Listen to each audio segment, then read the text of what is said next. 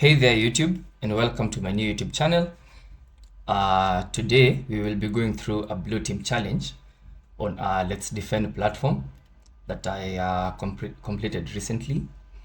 For those who do not know about LetsDefend, it's basically a hands-on blue teaming training platform that enables people to gain practical experience by investigating real cyber attacks inside a simulated environment. Okay. They usually have a range of learning paths to choose from, like cloud security, digital forensics, incident response, malware analysis, detection engineering, and so much more.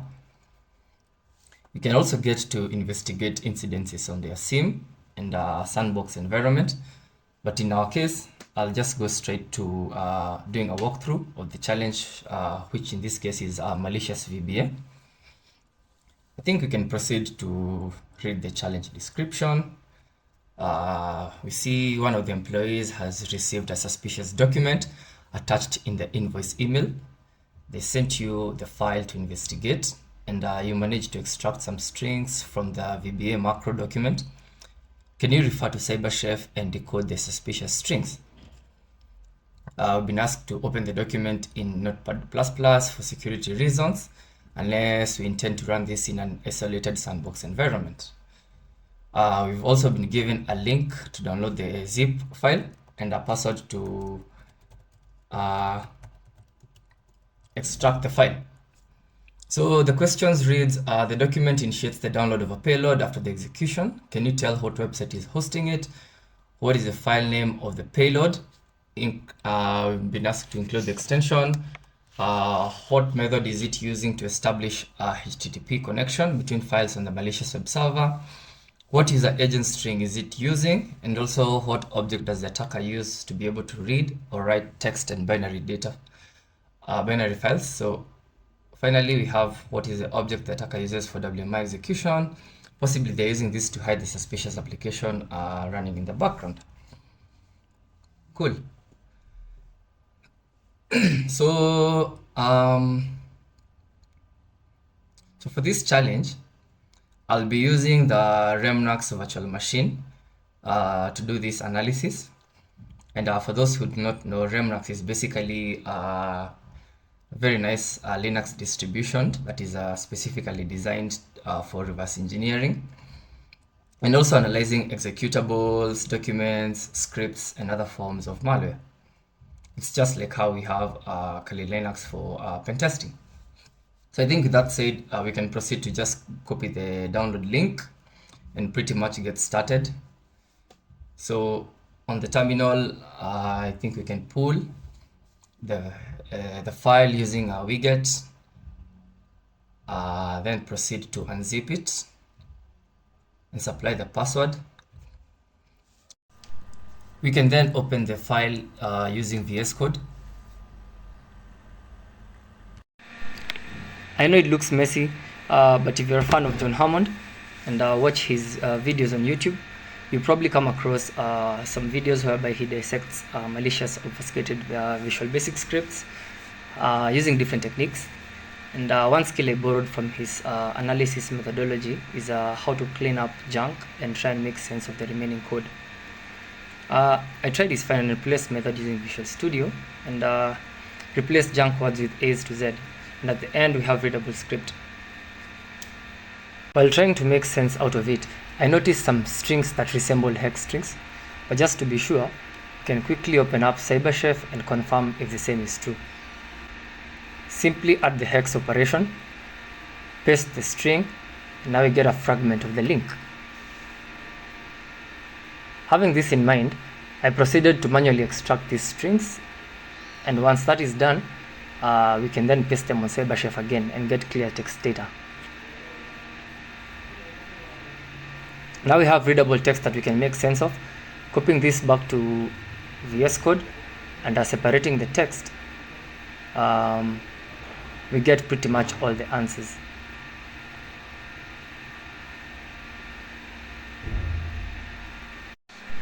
But let's try a different approach. While LetsDefend recommends us to use CyberChef, I later analyzed the file using another set of tools called the oletools, which come pre-installed on REMnux. Yeah.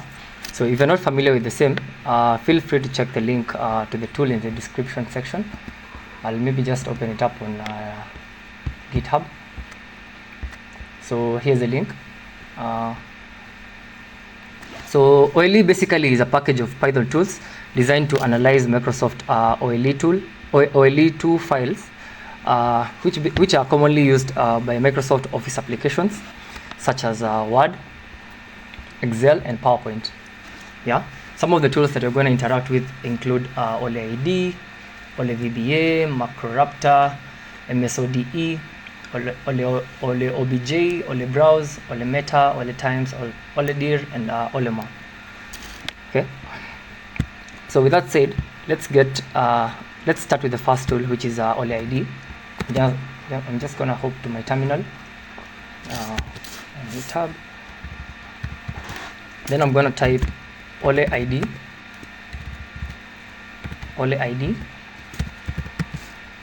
Then you specify the file, which is invoice.vb. Now in the output, we can see we have the indicator, value, and risk, and description columns. And one of the indicators highlighted in red is a VBA macros with a positive value, which states that it's suspicious with a high risk score. And having this in mind, we can maybe move on to the next tool and chain the findings, see if this is true. We're going to use mRaptor. And then for this tool, you just need to specify the file, which is invoice.vb. And by looking at the output, we still get the result that it's suspicious.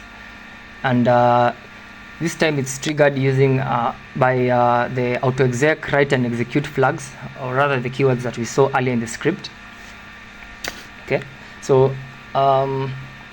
assuming you don't have CyberChef offline, and maybe you want to try and decode the hex strings offline, like we did, we can leverage on another tool, part of the suite called OleVBA, to analyze the file using the A flag. Okay, so I'm just gonna move that up and type OleVBA, specify the A flag, and then specify the file. This time around, we get a summary in form of a table. This time, we find keywords that contributed to the file being marked as suspicious. Yeah, these keywords can also help you understand what the script does, how it functions. For example, in this case, we can see that it has the capability to read system environment variables, open a file, write to a file, create a text file, run an executable file, execute a file or system commands through WMI. It also may hide the application, create an OLE object. It may also get an OLE object with running instance. It also attempts to obfuscate specific strings. Then it also tells us that you can use the deob flag to deobfuscate the strings. It also attempts to enumerate application windows if combined with shell applications. And then from there, we now see we have the decoded hex strings, although not in the right format, but at least we have some readable text. Perhaps you can modify the command a little and try and find and replace the strings in the original script using the reveal flag. This time round, if you maybe just copy this, I think up to there, let's copy that and add it here. Let me just close this. Let me just close that. This time we can see the decoded strings have been replaced. While we might have done some quick analysis, I did some research on some of the methods asked in this challenge, and I figured I could share with you guys as a bonus. For example, let's start with this question as an example. MSXML2 server XML HTTP is basically a component of Microsoft MSXML, that is a Microsoft XML core services library that is used for sending HTTP and HTTPS requests from a client or server application and receiving responses. It's usually optimized for server-side use in applications running on Windows servers. And attackers can abuse this in several ways, particularly in the context of server-side scripting languages like Visual Basic Script or server applications. Yeah. So commonly attackers abuse this to exfiltrate data, command and control activity, and also bypassing network security measures that are configured to inspect client-side traffic primarily. We also encountered the question on ADODB stream component, but let's see what it is and what it does. ADODB stream is a component in the ActiveX data objects, that's the ADO library, which is used in the Microsoft programming environment. This object provides a way to read, write, and manage binary and text data. It's part of the broader IDO technology that allows applications to interact with data sources through the OLEDB system. And it can also be exploited by attackers in several ways. For example, it can be used to write malicious code to a file on the system, particularly in the case of Trojans or viruses that need to create or modify files on the infected computer. It can also be used to exfiltrate data, and since it's a legit Microsoft component, its use in scripts might not immediately raise alarms, potentially allowing malicious actions to slip by security software and controls. And finally, we have the question asking what object the attacker uses for WMI execution. Let's break it down a little. First, we have WinMGMTS, and this is basically the protocol that is used to connect to the WMI, that is a Windows Management Instrumentation Scripting API. Next, we also have a slash and a dot. This basically specifies the target computer to connect to. In this case, it refers to the local computer, but for remote computers, their network names will be specified in this case. Next, we have root/CIMv2, and this is basically a common namespace containing a wide range of management data about the computer system, such as hardware settings, installed software, system configuration, and much more. Finally, we have the Win32 process, and this is basically the specific WMI class being accessed. The Win32 process class represents processes on an operating system.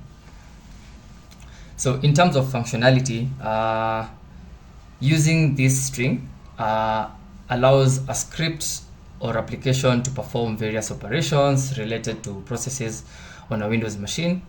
And these operations could include listing all running processes, getting detailed information about specific processes, for example, memory usage, the process ID, and the owner. It can also be used to create new processes, which means starting new applications or tasks, and also terminate existing processes. And with that brings me to the end of this video. I hope you learned a thing or two, and if you like this video, please consider leaving a like, comment, and share. Subscribe and hit that notification icon while at it, and see you in the next video. Boom.